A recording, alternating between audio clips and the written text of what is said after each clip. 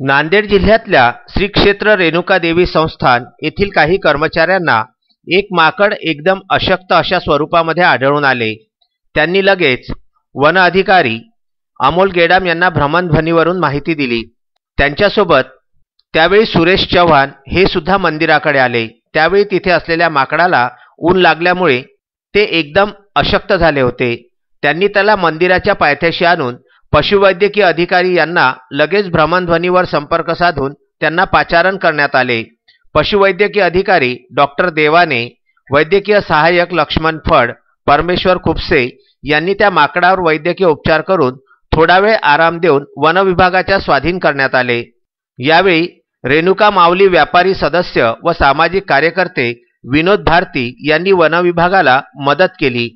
Vidarbha news करिता संजय घोगरे व अनवर खिच्ची यांचा हा वृत्तांत।